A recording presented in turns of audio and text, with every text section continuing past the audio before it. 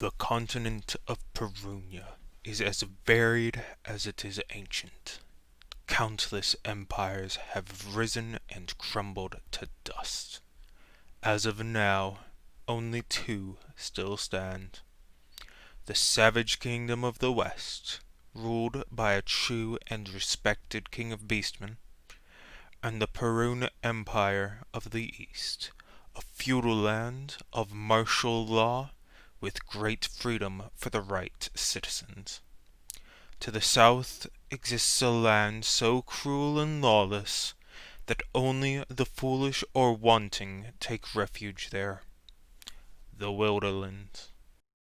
These factions, such as they are, find themselves at war. The 26 years of the reign of the Perun Emperor Cadwin Highstone has seen the expansion of the border territory to the Farron Mountains, displacing and slaughtering the monsters and beastmen native. The proud King Zeon would not take this dispute peacefully, and in turn has combated the Empire every chance he gets. The lives of countless innocent have been lost in this war, as has been the case for the dozens fought before. They have more than just each other to worry about, as the denizens of the wilderlands care little for the wars, only for the fresh meat left undefended, ripe for the taking. Our story finds itself near where these three conflicts meet, in a town now known as Hectorum, on some of the farthest territory from the Emperor.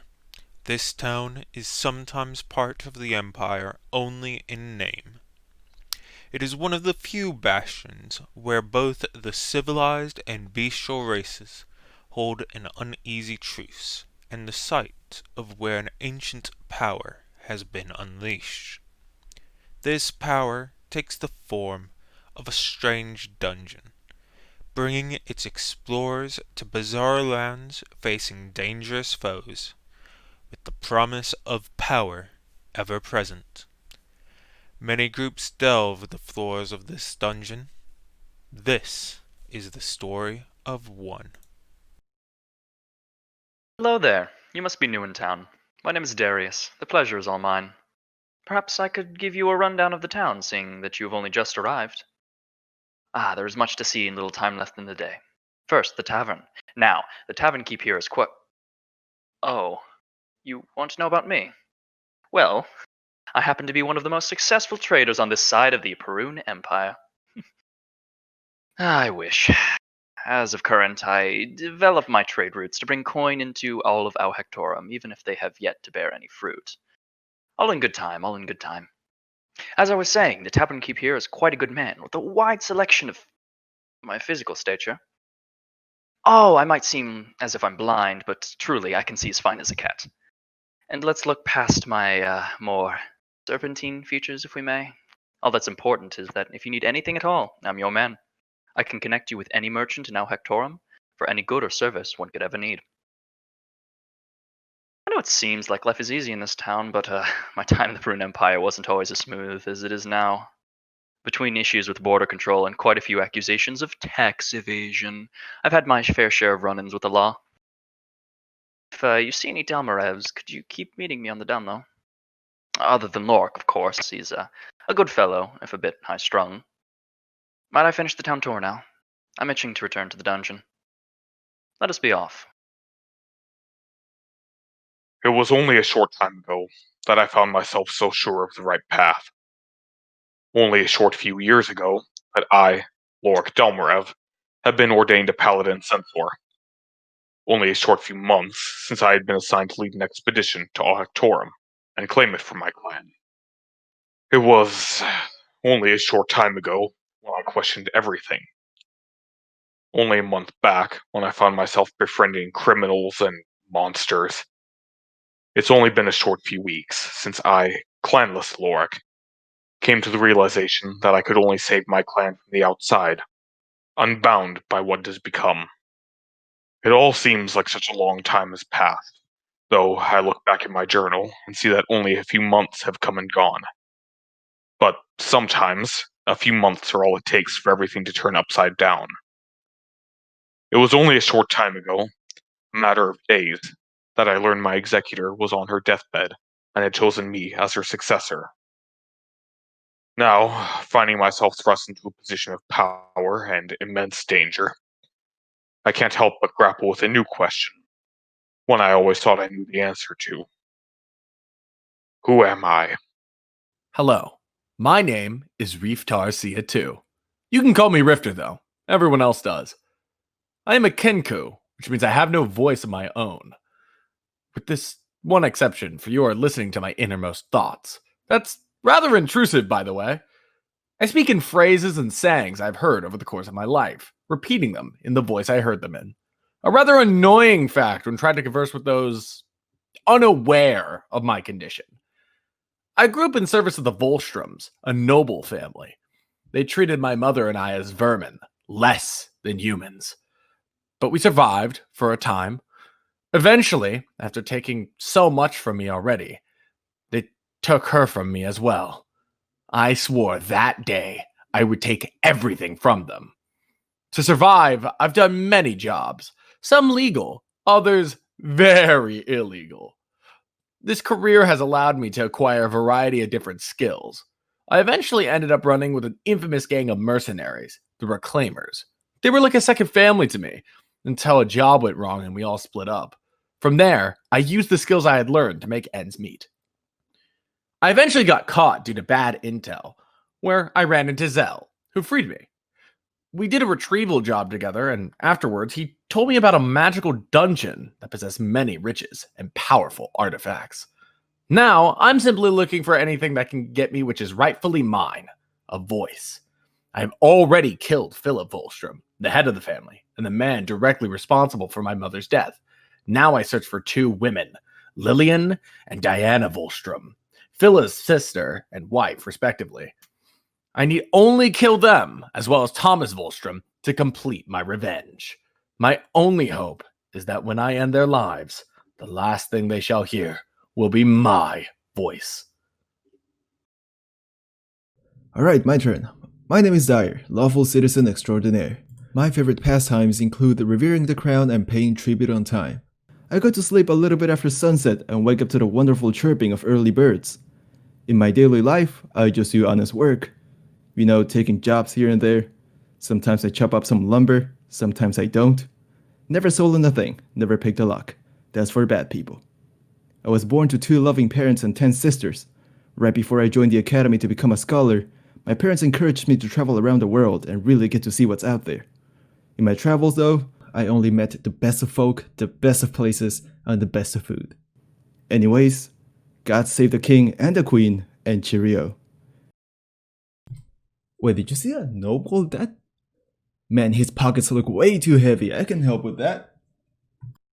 My name is Dr. Akala Okosvin, and I have been tending to the sick of this country for over 5 years. Since graduating university, I've seen countless towns wiped out by the necrosis plague in mere months, and there's no sign of it slowing down. The contagion only spreads farther and kills more and more innocents. So I have come to our Hectorum, alongside the bard Doppler with whom I've traveled, to seek out understanding and cure. Many miraculous things have come out from the dungeon, and I've seen some incredible things for myself. I can only pray that one of them will be the key to fending off this scourge. The time for merely treating the symptoms is over. We need a permanent solution. And though I have yet to find one after many months in between bouts with monsters and empires alike, I still keep faith that the cure we so desperately need is in there, waiting for me to find it. I'm Doppler. I had a rather nomadic upbringing. My family and I wandered from town to town, listening to and telling stories. One day, we ventured into a town that was afflicted with a strange disease. My family and I did what we could to help the ill, but in doing so, my family also contracted this disease and perished. As they passed on, they were treated by a doctor whom I came to admire. Distraught by this incredible loss that I had just suffered, I vowed to eradicate the disease which I later found out to be called the Necrosis Plague. I began by asking the doctor who had treated my family to teach me medicine. They agreed, and I studied under them for several years before they, too, died from the Necrosis Plague. I realized I would need new medicines, new ideas, and new research to beat this disease. To that end, I ventured to Hectorum, where I had heard people were finding all sorts of new incredible magical items and materials in search of a way to understand and then defeat the Necrosis Plague. Is today a good day to die? No, this isn't a threat, although I know most see me and hear that and think they're about to be mugged by a deranged half-orc. I don't resent that response. My cousins absolutely would be after your coin. But when I ask, it's for a different purpose. My name is Hate. I am a founding member of the Order of Patent Ivory. I am named akin to one of the few documented traditional orcish naming conventions, being named after the emotion that I experience the most. But be warned, I could have just as well been called curiosity, condescension, or, since I've met with my most recent crew, frustration. Hate won because it is also the emotion that I receive the most. Hate and derision are commonplace for those who are different, and I have the gall to stand out not just with my tusks, but with my tongue as well. Most are afraid of death, and I'm more than willing to assume you are too. But death need not be what you fear. Death is but a passageway to your eternity. Every day is a struggle to maintain the balance of your deeds, such that when you finally move on, you may live for eternity in a world that best suits you. We know how the gods judge, and we know what they do with our souls. Is it not best to live but a few decades in a way to get yourself eternity in an afterlife you'd prefer? The fear of dying only distracts from the necessity of thinking about these things. Some scholars would argue that the gods gave the living this inherent fear so as to prevent us from gaming the system. I would say people just don't like change, and what is death but the ultimate change? I have come to Hectorum to follow after members of my order. They may have moved on, but I feel that there's more for me here. If I was a true scholar, I would be back home in a tower studying musty tomes and arguing about my various philosophical positions. But unfortunately, I found myself more of a missionary. I found people that need my guidance, and I found a place of great significance. And besides, what could possibly be a better way to die than in a magical semi-sentient dungeon? My name is Hate. I am Struenhof, a sorcerer from Runeweld, part of the Volstrom territories. Since my arrival on Hectorum, I have felt a sense of uneasiness. As his last request, my late teacher Sultan has directed me to this town. The people are nice enough, there is a mages guild, and I have joined up with a group of ragtag adventurers. Sultan was among the only wizard of his craft in Runeweld. He was keen and intuitive. I doubt he would have me trek all the way here for nothing. I was skeptical at first, but after only a few trips into the dungeon here, that changed completely. This dungeon. No, calling it a dungeon would be an understatement. This place is both beyond fascinating and terrifying. My first few trips inside could be considered normal, but that one floor, no man nor mortal would be prepared for what awaited us. This was when I truly understood what this place was. This dungeon is alive. It has a will, and it has powers beyond the comprehension of mortals and beyond the rules of reality. I know why Sultan has sent me here. Whatever awaits, I hope I can see it through to the very end.